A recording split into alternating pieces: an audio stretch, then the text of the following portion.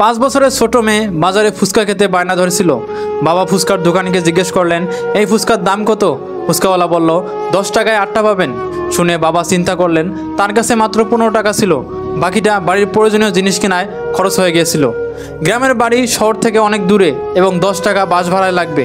বাবা বললেন, না ভাই, 5 টাকার 10টা দাও, না হলে নেব না। এ কথা শুনে ওদিকে মেয়ে অভিমানে মুখ ফুলিয়ে নিল। বাবা তার মাথায় হাত বুলিয়ে দিয়ে বললেন, চলো, এত দাম দিয়ে খাওয়ানো যাবে না। ফুচকাওয়ালা বলল, সাহেব, আপনার মেয়েকে খাওয়ান। আপনার মেয়ে এখন আপনার সাথে আছে, বায়না ধরতে পারে। কাল যখন ও অন্যের বাড়িতে চলে যাবে, তখন আপনি তার এই ছোট ছোট ইচ্ছেগুলোর জন্য হাহাকার করবেন। ফুচকাওয়ালার এই কথা বাবার মনে গভীর দাগ কাটলো। তার বড় মেয়ের কথা মনে পড়ল, যার বিয়ে তিনি 3 বছর আগে অনেক স্বপ্ন নিয়ে দিয়েছিলেন। শুরুর দিকে সব ঠিকঠাক ছিল, কিছুদিন পর জামাই এবং তার পরিবারের পক্ষ থেকে ছোট বিষয় নিয়ে তিরস্কার শুরু হয়। 2 বছর ধরে বাবা তার জমানো টাকা দিয়ে তাদের চাহিদা পূরণ করেন, কিন্তু তাদের লোভ বেড়েই চলেছিল। শেষে একদিন বাবা মেয়ের মৃত্যুর খবর পেলেন। আজ বাবা ভাবেন, ইস, যদি মেয়ে ফিরে আসতো, তিনি তার প্রতিটি ইচ্ছা পূরণ করতেন। কিন্তু সেটা আর সম্ভব নয়।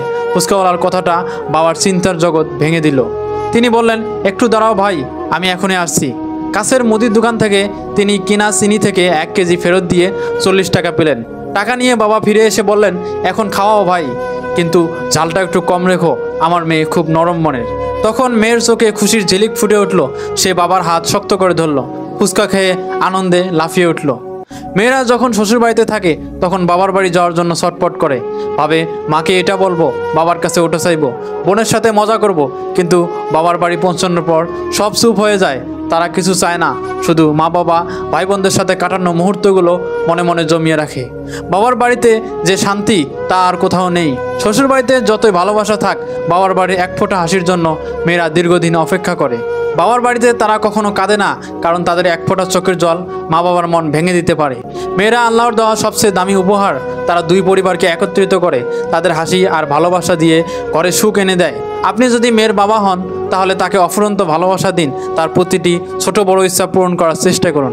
এই গল্পটি আমাদের একটি গুরুত্বপূর্ণ শিক্ষা দেয়।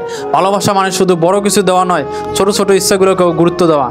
একজন বাবা যখন মেয়ের ফুচকা খাওয়ানোর বায়না পূরণ করতে না পারায় মন খারাপ করে, তখন একজন সাধারণ দোকানির একটা কথায় তার চোখ খুলে যায়।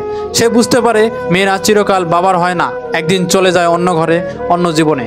তখন তার ছোট ইচ্ছেগুলো পূরণ করা যায় না, শুধু থেকে যায় আফসোস আর অতীতের স্মৃতি। এই গল্প আমাদের বোঝায়, মেয়েরা পরিবারের শান্তি, ভালোবাসা, বন্ধনের প্রতীক। তারা 2টি পরিবারকে একত্রিত করে। বাবা হিসেবে, স্বামী হিসেবে আমাদের দায়িত্ব মেয়েদের ও স্ত্রীদের অনুভূতিকে সম্মান করা। গল্পটি আমাদের শেখায়, আজ যার ইচ্ছা শুনছো না, কাল সে হয়তো পাশে থাকবে না। তাই জীবনের প্রতিটি মুহূর্তে ভালোবাসা, শ্রদ্ধা আর অনুমতির মর্যাদা দাও। এই ভালোবাসায় একদিন তোমার সবচেয়ে বড় স্মৃতি হয়ে থাকবে। বন্ধুরা, গল্পটি কেমন লাগলো কমেন্টে বলে যাবেন, আর শেয়ার করে দেন সবাইকে, যাতে মেয়েদের ইচ্ছেগুলোকে সবাই গুরুত্ব দেয়।